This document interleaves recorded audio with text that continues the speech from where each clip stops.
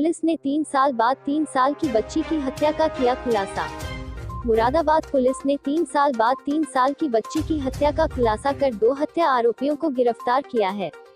बच्ची के साथ दुष्कर्म कर गला घोंटकर हत्या करके आरोपियों ने उसके शव को कूड़े से जला दिया था। बच्ची के शव की शिनाख्त नहीं होने की वजह से डीएनए की रिपोर्ट आने के बाद सिविल लाइन पुलिस ने सोमवार को हत्या का खुलासा किया। डीआईजी ने इस अनसुलझे हत्याकांड का खुलासा करने वाली पुलिस टीम को प्रशस्ति पत्र और 25,000 रुपए का पुरस्कार देने का ऐलान किया है। 6 सितंबर 2018 को जन्माष्टमी के अगले दिन सिविल लाइन थाना क्षेत्र में एक 3 साल की बच्ची का शव कूड़े के ढेर पर जली हुई अवस्था में मिला था। 5 सितंबर 2018 को जन्माष्टमी के दिन एक परिवार ने अपनी 3 साल की बच्ची की गुमशुदगी दर्ज करवाई थी।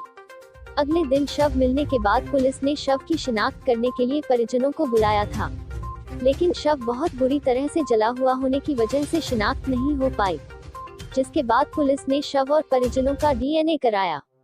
3 साल बाद डीएनए रिपोर्ट आने पर बच्ची इसी परिवार की होने की पुष्टि हुई। जन्माष्टमी के जुलूस में से बच्ची का अपहरण कर दुष्कर्म के बाद की थी हत्या। बच्ची की हत्या के मामले में पकड़े गए रविंद्र और मिंटू ने बताया कि 5 सितंबर 2018 को जन्माष्टमी के दिन जुलूस में से 3 साल की बच्ची को टॉफी दिलाने के बहाने बहला फुसलाकर अपने साथ ले गए थे। उसके बाद शराब के नशे में बच्ची के साथ दुष्कर्म किया। उसके बाद उसका गला घोंटकर हत्या कर दी थी। दुष्कर्म को छिपाने और शव की पहचान को छिपाने के लिए एक कूड़े के ढेर पर आग लगी हुई थी। उस कूड़े के ढेर पर शव को फेंक कर फरार हो गए थे।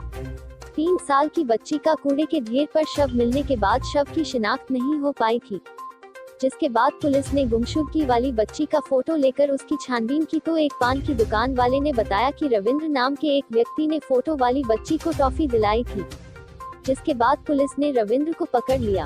रविंद्र ने उस समय यह बताया था कि बच्ची को मैंने टॉफी दिलाई थी, लेकिन बच्ची को मैंने अपने साथी मिंटू को सौंप दिया था। अब मिंटू बच्ची को लेकर कहाँ गया, इस बात की जानकारी नहीं है। इस मामले में पुलिस ने धारा 363 यानी कि अपहरण के मामले में जेल भेज दिया था। 3 साल की बच्ची के अपहरण के मामले में जेल गए रविंद्र 2020 में जेल से पैरोल पर बाहर आ गया था। 2020 में लॉकडाउन की वजह से जेल में बंद बहुत से कैदियों को पैरोल पर छोड़ दिया गया था। उसमें रविंद्र का नाम भी था और वह भी बाहर आ गया था। 15 दिन पहले डीएनए रिपोर्ट आने के बाद रविंद्र को पुलिस ने दोबारा से गिरफ्तार किया।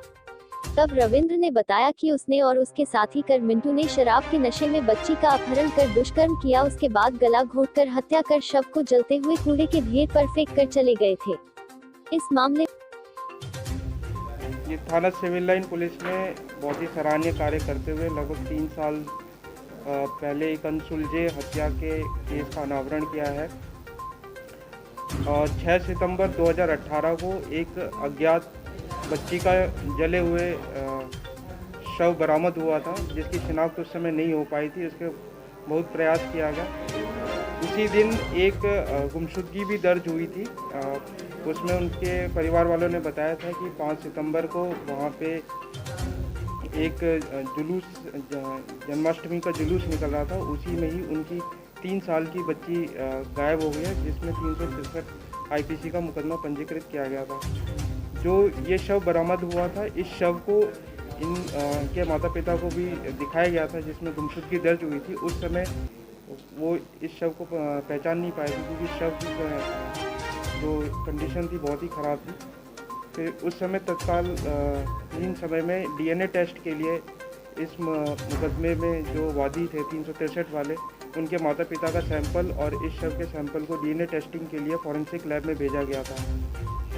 अब जब इसकी लैब रिपोर्ट प्राप्त हुई तो उसमें कंफर्म हुआ कि वही इसके बायोलॉजिकल पेरेंट्स थे जो शव बरामद हुआ था। इसमें फिर पुलिस ने नए सिरे से वापस इन्वेस्टिगेशन शुरू की और इसमें आज 2 अभियुक्तों को गिरफ्तार किया गया है, जिसका एक का नाम रविंदर है और मिंटू है, दूसरा का मिंटू। दोनों से जो पूछताछ की गई, इसमें इन्होंने इस घटना को करने का स्वीकार किया। इन्होंने ये बताया कि उस जन्माष्टमी के जुलूस में पहले तो ये जो रविंदर था, इसने टॉफ़ी का दिखावा देके इस लड़की को, अपनी बच्ची को अपने साथ ले गया। यहाँ आगे रविंदर और मिंटू जो पास में रेलवे लाइन है वहाँ ले गए। वहाँ इस बच्ची के साथ इन्होंने दुष्कर्म किया, इसकी हत्या करी और इसके शव को वहाँ पे जल रहे कूड़े में फेंक दिया। इसमें इनके द्वारा ये बात स्वीकारी गई है। इसमें जो अन्य तथ्य भी है आधार पर इनको आज हिरासत में लिया गया और इनको आज जेल भेजा जा रहा है। इसमें थाना सिविल लाइन द्वारा बहुत ही सराहनीय कार्य किया गया है। डीआईजी मुरादाबाद द्वारा इस घटना का सफल अनावरण करने के लिए इनको 25,000 का इनाम तथा प्रशस्ति पत्र देने की घोषणा की गई है।